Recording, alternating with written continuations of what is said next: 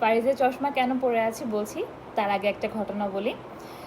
ফারিজ জানালা দিয়ে টিস্যু ছিঁড়ে ছিঁড়ে ফেলছে, আর আমার বাসার যে হেল্পিং হ্যান্ড ও হচ্ছে ওকে ডাকছে যে কেন তুমি টিস্যু ছিঁড়ে ছিঁড়ে ফেলছো, এটা দুষ্টুমি হচ্ছে, এটা করো না। আমাকে ডাক দিচ্ছে যে আপা দেখেন ফারিজ কিন্তু সব টিস্যু জানালা দিয়ে ফেলে দিচ্ছে। তো আমি এসে দেখলাম যে আসলেই ফারিজ জানালা দিয়ে টিস্যু ছিঁড়ে ছিঁড়ে ফেলছে। তো আমি ওকে কনফ্রন্ট না করে বা বকা না দিয়ে কিউরিওসিটি থেকে ওকে জিজ্ঞাসা করলাম যে কী করছো তুমি।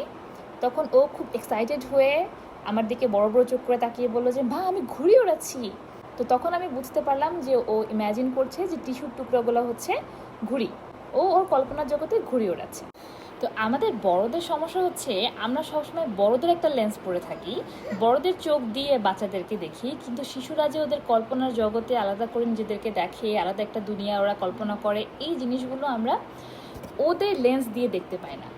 সেই জন্য আমি মেটাফোর হিসেবে চশমাটা পরেছি যে আমাদেরকে সামটাইমস ওদেরকে ওদের চশমা দিয়ে বা ওদের লেন্স দিয়ে দেখতে শিখতে হবে। শিশুদের যে লেন্স, সেই লেন্সটা আমাদের বাস্তব জগৎ থেকে অনেক আলাদা। ওরা কল্পনা করতে ভালোবাসে, ওদের কল্পনার জগতে ওরা উড়তে ভালোবাসে, এবং এই কল্পনার জগৎকে যদি আমরা ভেঙে দেই, আমরা বড়দের লেন্স দিয়ে দেখে যদি ওদের কল্পনার জগৎকে দুষ্টুমির জগৎ হিসেবে নাম দেই, সেটা কিন্তু ওদের বিরক্তির কারণও হয়, মন খারাপের কারণও হয়, এবং এই বাচ্চাগুলো বড় হতে হতে ক্রিয়েটিভিটি শেখা থেকে বঞ্চিত হয়। তো আমাদের উচিত ওদেরকে ওদের লেন্স দিয়ে দেখা, ওদের চশমা পরে দেখা।